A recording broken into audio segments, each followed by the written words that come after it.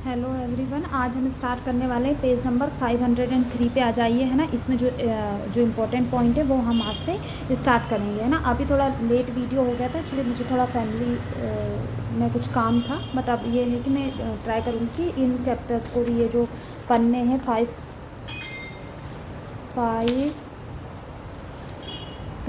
तक, ये हम जल्द से जल्द 1-2 दिन में ही कंप्लीट कर लें, है ना। तो इसमें इम्पॉर्टेंट है, कुछ मॉडर्न है, इसलिए उसको थोड़ा आपको क्लियर करना पड़ेगा, इसलिए टाइम लग सकता है, पर 3-4 दिन में मैं कंप्लीट करूँगी, है ना। चलो आ जाइए आप। इसमें सबसे पहला दिखा है साइड ऑफ द फिनिटोनिन। फिनाइटोनिन का जो साइड इफेक्ट है, पहले तो फिनाइटोनिन क्या है, ये एक ड्रग है, ठीक है। और ये किस में दी जाती है, ये अपने सीज़र में। सीज़र मतलब आपके झटकों की जो दवाई होती है ना, एपिलेप्सी, मिर्गी में ये दी जाती है, ठीक है, मिर्गी में दी जाती है। इसके कुछ साइड इफ़ेक्ट होते हैं। सब एक बार ये भी क्वेश्चन आ सकता है, drug of the choice of epilepsy क्या है, फिनाइटोनिन है, ये सीज़र वगैरह में दी जाती है। इसके जो साइड इफ़ेक्ट हैं उसमें सबसे पहला फेशियल एनामलीज आती है। दूसरा जो इसका साइड इफ़ेक्ट है वो है फीटल हाइडेंटोइड सिंड्रोम। एक सिंड्रोम होता है जो यदि कोई मदर है और उसको मिर्गी की यदि दौरे हैं वो खाती है, तो बच्चे में ये सिंड्रोम होने का चांसेस होता है। तो इस टाइप से क्वेश्चन आएंगे इसमें। तो फीटल हाइडेंटोइड सिंड्रोम किस ड्रग का साइड इफेक्ट है या किस ड्रग का के खाने से होता है, तो उसका आंसर जाएगा फिनाइटोनिन, ठीक है। गम एट्रोफी, हाइपरट्रॉफी होगी। गम हाइपरट्रॉफी किसका सिम्टम है, प्रेगनेंसी का भी सिम्टम होता है, ठीक है। Ampicillin is a synthetic penicillin. Physiological antagonistic of histamine is ephedrine, ठीक है।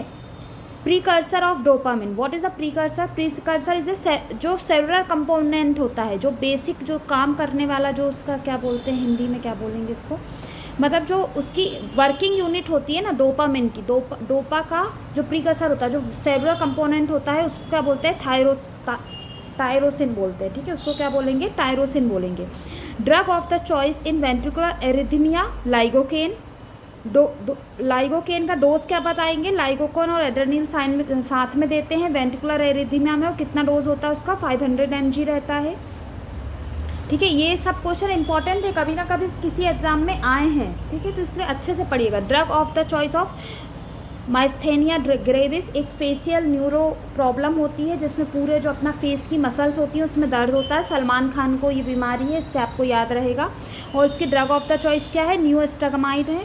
Gastric secretion does not have potassium ion and HCO3, ठीक है। Peritoneal cavity is a ventricular cavity of the body, ठीक है। जो ventral cavity of the body है, peritoneal cavity को ventral cavity of the body भी कहते हैं। Cell is a functional structure development unit, ये तो अपन 8वीं क्लास से पढ़ते हुए आ रहे हैं I think. Wormian bone present in suture, जो बॉर्मियन करके एक बोन होती है वो किस में पाई जाती है, अपनी जो क्रेनियल सूचर्स होते हैं उसमें बॉर्मियन बोन प्रेजेंट होती है।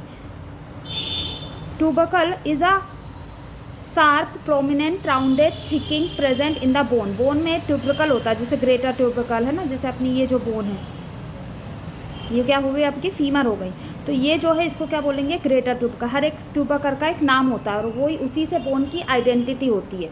तो ट्यूबरकल क्या है, एक शार्प प्रोमिनेंट राउंडेड, प्रोमिनेंट यानी उभरा हुआ, राउंडेड थिकन थोड़ा मोटा हुआ एक पार्ट है, उसको ट्यूबरकल बोलते हैं, ठीक है। Trochanter is a large rounded non articular projection of the bone, ठीक है। ये भी एक पार्ट होता है, अपने अलनाम इसमें पाया जाता है, बोन के पार्ट हैं। आई थिंक आपने ये सब जो फर्स्ट ईयर का एनाटॉमी है उसमें अच्छे से पढ़े होंगे। Serum amylase is raise in acute pancreatitis. Serum amylase एक लीवर फंक्शन टेस्ट में किया जाता है, और ये किस में बढ़ा हुआ मिलता है, यदि पेनक्राइटिस है, जिसमें भी आइटिस लग जाए ना, समझ लो सूजन से रिलेटेड है, ठीक है। तो पेनक्रियाज में सूजन होना, तो एक्यूट पेनक्राइटिस में सीरम एमाइलेज बढ़ा हुआ मिलता है। Polymorphonucleocytosis is found in appendicitis.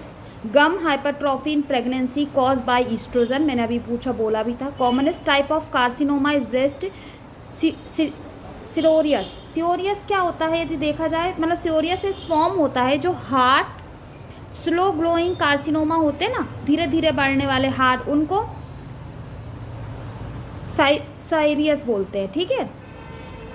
On which part uterosacral ligament is attach to the sacrum. S2 और S3 के बीच में जो यूरेटोसैक्रल लिगामेंट होता है, जो अपना यूट्रस को होल्ड करके रखता है, वो सैक्रम से कहाँ जॉइंट होता है? S2 और S3 पर। Different between the red bone marrow and the white bone marrow में क्या अंतर है? ईथ्रोब्लास्ट है। ईथ्रोब्लास्ट होगी तो रेड बोन मेरो है, नहीं होगी तो वाइट बोन मेरो होता है। Commonest cause of the liver abscess E histolytica होता है।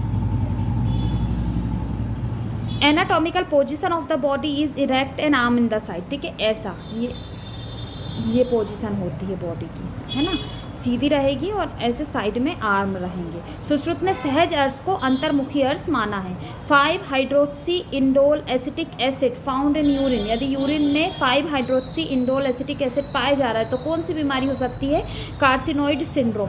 कार्सिनोइड सिंड्रोम जो होता है वो पैरानियोप्लास्टिक सिंड्रोम होता है।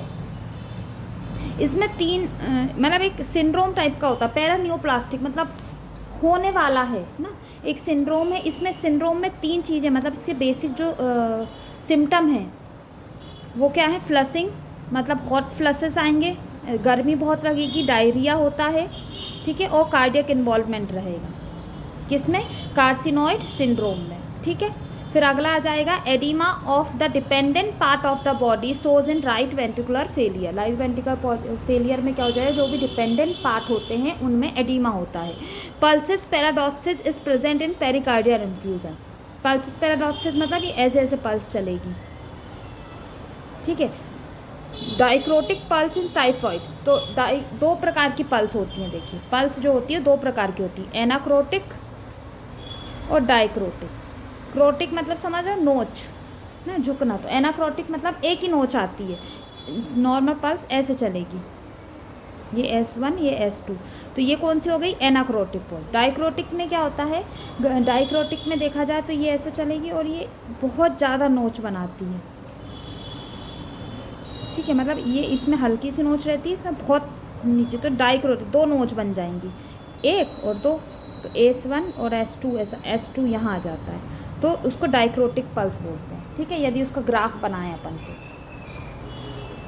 लो कार्डियक आउटपुट के कारण चलती है। कभी भी डाइक्रोटिक पल्स चल रही है मतलब इसका कार्डियक आउटपुट क्या हो रहा है? कम हो रहा है। और ये किस में पाई जाती है? टाइफाइड में। एक बार ये क्वेश्चन इंटरव्यू में पूछा गया है, बहुत फेमस है ये क्वेश्चन। ठीक है, फिर आता है सीसियस नेक्रोसिस फाउंड इन ट्यूबरक्लोसिस। हृदय रोग में किस धातु की दृष्टि बताई गई है? रस धातु की दृष्टि बताई गई है। टाइप ऑफ मेम्ब्रेन कितने टाइप के होते हैं? 2 टाइप की मेम्ब्रेन है, म्यूकस और सिरस। पारद में दोष किसने मिलाया? तो रुद्र ने मिलाया। किसके कहने पर? इंद्र के कहने पर मिलाया है। ठीक है, मात liver dullness is present in perforation. Perforation में जो अपनी लीवर डलनेस वो मास्क टाइप रहेगी। ठीक है, ट्रीटमेंट ऑफ इंटेस्टाइनल परफोरेशन। यदि इंटेस्टाइनल परफोरेशन हो गया है तो उसमें इमीडिएट सर्जरी करनी पड़ती है। प्राइमरी कॉम्प्लेक्स ऑफकोर्स ट्यूबरक्लोसिस में पाया जाता है। ट्यूबरक्लोसिस में कोल्ड एब्सेस भी बनते हैं। गॉल ब्लैडर की क्रिया के लिए OCG करते हैं ना। OCG का फुल फॉर्म क्या हो जाएगा? OCG का फुल फॉर्म होता है ओरल कोलियोसिस्टोग्राम। एक एक्सरे होता है ना, टाइप का एक्सरे होता है जो अपने गॉल ब्लैडर में स्टोन देखने के लिए करा जाता है। तो गॉल ब्लैडर की क्रियाशीलता के लिए OCG करते हैं, ओरा कोलियोसिस्टोग्राम। ठीक है, योनि स्राव की चिकित्सा न करने पर गर्भिणी को कौन सा रोग बताया गया है? उपविष्टक रोग बताया गया है। ठीक है, तो यहाँ हमारा कंप्लीट होता है पेज नंबर 53। कल हम कोशिश करेंगे कि पेज नंबर 105 तक करें। आइए पहले, इससे पहले नेक्स्ट पन्ने पे आ जाए। नेक्स्ट पन्ने पे इनने सबसे पहले लॉन्गेस्ट नर्व बताई है अपर लिम्ब की, रेडियल नर्व होती है। Which is the largest and deepest cranial fossa? Posterior. एक बार क्वेश्चन आया है, पोस्टीरियर क्रेनियल फोसा सबसे बड़ा होता है, सबसे डीप होता है। Longest autonomic plexus colic plexus जो होता है वो लार्जेस्ट या लॉन्गेस्ट ऑटोनोमिक प्लेक्सस होता है। BP न्यूनेट बच्चों में BP कितना होता है? 60/40, 80/40 है शायद ये, है ना। एकांग वीर रस का मुख्य घटक क्या है? कुचला। ये बहुत इंपॉर्टेंट है ना, एक बार क्वेश्चन आया है। एक कुष्ठ की तुलना सोरियासिस से की जाती है। सुश्रुत ने मूत्राघात का वर्णन उत्तर तंत्र में किया है। Skin is the best dressing of the body किसने कहा है? जोसेफ लिस्ट्रल ने। ठीक है, ये कभी नहीं आया होगा, कभी आया होगा ये क्वेश्चन, वैसे इतना इंपॉर्टेंट नहीं दिख रहा मुझे। सूतिका में कितने समय पश्चात धातुएं साम्यावस्था में जाती हैं? तो 6 मास बोला है आपका, इसलिए परिहार कार भी 6 मास बताया है काश्यप ने, बहुत इंपॉर्टेंट है। Adrenaline is a contraindicated in hypertension, ठीक है। एड्रेनलिन ड्रग ऑफ आपके इमरजेंसी ड्रग होती है, पर जिसको हाइपरटेंशन है उसमें एड्रेनलिन नहीं दिया जाता, एकदम से बीपी को बढ़ाती है ये, ठीक है। Corticosteroid are the contraindicated in peptic ulcer, यदि किसी को पेप्टिक अल्सर है तो उसको स्टेरॉइड नहीं देना है। Complication of the severe dehydration क्या हो जाएगा, एक्यूट रीनल फेलियर, एकदम से बात, क्योंकि जैसे ही अपने में वाटर इनटेक कम होता है अपन बाथरूम यूरिन आउटपुट कम हो जाता है, ठीक है। यदि यूरिन आउटपुट कम यहाँ बिल्कुल ही बंद हो जा रहा है तो यूरिन आउटपुट भी क्या हो जाएगा, बंद हो जाएगा, तो किडनी क्या हो जाएगी, फेल हो जाएगी। तो एक्यूट रीनल फेलियर किसका कॉम्प्लिकेशन है, सीवियर डिहाइड्रेशन का। ये आपको बेसिकली काम आ जाएंगे पीएससी यूपीएससी के इंटरव्यू में, ठीक है, कि भाई ये डॉक्टर साहब आप बताइए, आप बैठे हो क्लिनिक में, आपके पास डिहाइड्रेशन का पेशेंट आया है तो उसको क्या कारण, और मर गया है तो आप क्या कारण हो सकता है मरने का, एक्यूट रीनल फेलियर, ठीक है। इस टाइप के क्वेश्चन पूछे जाते हैं। संस्कार का वहन किसके द्वारा, संस्कार का वहन किसके द्वारा होता है, लिंग शरीर द्वारा होता है ना, इंसान रहेगा वही संस्कार को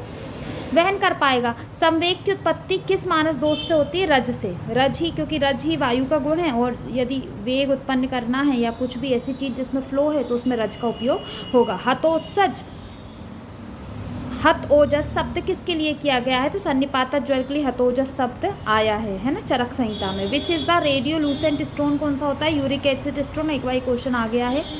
IVP dye is inducted to ureter, है ना, आईवीपी क्या होता है, इंट्रावीनस पाइलोग्राम बोलते हैं इसको, है ना, इंट्रावीनस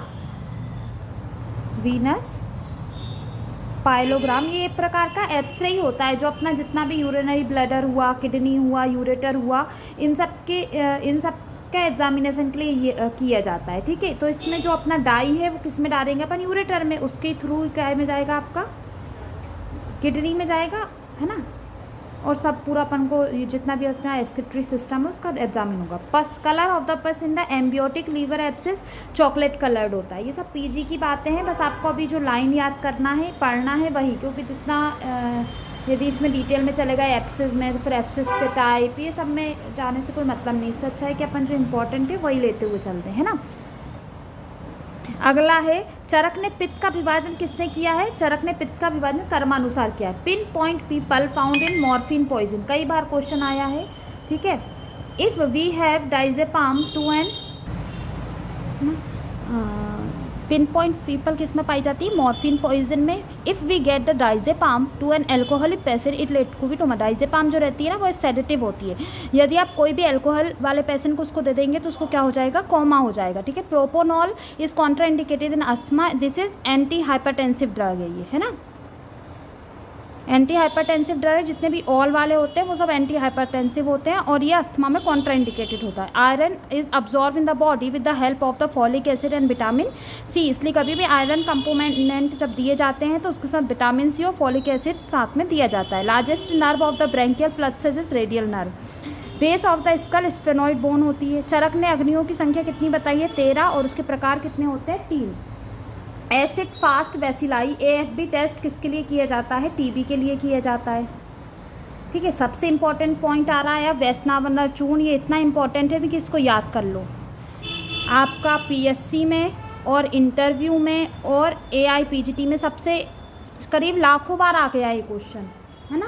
वैष्णव चूर्ण का प्रयोग आम बात में होता है ना, कई बार इंटरव्यू में बहुत बार पूछा जाता है। वैष्णव चूर्ण बहुत ईजिली अवेलेबल होता है, क्लिनिकली बहुत वाइडली यूज भी होता है और बहुत अच्छा है। क्यों किया जाता है, वैष्णव चूर्ण से यदि समझ आ रहा हो तो अग्नि मांद, इसका जो रोगाधिकार देखा जाए ना, अग्नि मांद होता है, ये अग्नि को बढ़ाने का काम करता है। और आम बात में आम है, अग्नि बढ़ेगी तो आम का पाचन होगा, इसलिए वैष्णव चूर्ण आम बात में दिया जाता है, ठीक है। आम बात को ख़त्म नहीं करता ये, बेसिकली आम के पाचन के लिए वैष्णव चूर्ण दिया जाता है, क्योंकि ये अग्नि को इंक्रीज करता है। इसका जो रोगाधिकार है वो अग्नि मांद है, ठीक है। Episiotomy is done in second stage of the labour. कई बार क्या होता है, जैसे वेजाइना है, ये बेबी है, बेबी निकल नहीं पा रहा है, तो यहाँ से क्या करेंगे, कट मार देते हैं ताकि ये चौड़ा हो जाए और बेबी निकल जाए। इसको क्या बोलते हैं, इपिस्टियोटॉमी बोलते हैं। और ये कब किया जाता है, सेकेंड स्टेज में। सेकेंड स्टेज में मतलब जब बच्चा कि मुंडी आपके हाथ में फील हो रही है, बाहर निकल आई है तब, ठीक है। Golgi body is found in cytoplasm. किस प्रक्रम के पश्चात पारद दोषों की चिकित्सा प्रयोग करने योग्य होती है? तो मूर्छना के पश्चात, है ना। धूमो उपघात क्या है? एक प्रकार का दग्ध है। मूर्छना का फल क्या होता है? रोग शांति, है ना। काश्यप संहिता की बात आ जाए, काश्यप संहिता में उपघात का प्रयोग पंडित हेमनाथ द्वारा किया गया है। लेयर ऑफ द रेटिना 10 होती हैं, एक बार क्वेश्चन आया है। कॉर्निया की 5 होती हैं। बाइल डक्ट कहाँ खुलती है? ड्यूडेनियम के सेकेंड पार्ट में। Largest when great sphenoid when होती है जो अपने पैरों में पाई जाती है। इसी में क्या होता है अपना डीवीटी, है ना, इसी में डीवीटी होता है। फिर आता है blood volume in the human, weight का 15 पार्ट, ठीक है। चरक मत अनुसार ग्रहणी के भेद कितने होते हैं? 4, जबकि ग्रहणी दोष 3 बताएं। विरेचन के आश्रय 6 होते हैं और सिरोविरेचन के आश्रय 7 बताए हैं चरक संहिता में। ये सब हम लोग पहले पढ़ चुके हैं। यहाँ हमारा कंप्लीट होता है पेज नंबर 504। इसके आगे हम नेक्स्ट वीडियो में करेंगे। आई होप मोस्ट प्रोबेबली वो मैं कल अब रेगुलर ही डाल दूँगी, ठीक है। मुझे प्लीज़ चैनल को लाइक करें, दोस्तों के साथ शेयर करें, है ना। और जो भी आपकी क्वेरी है वो आप कमेंट में पूछ सकते हैं। Thank you.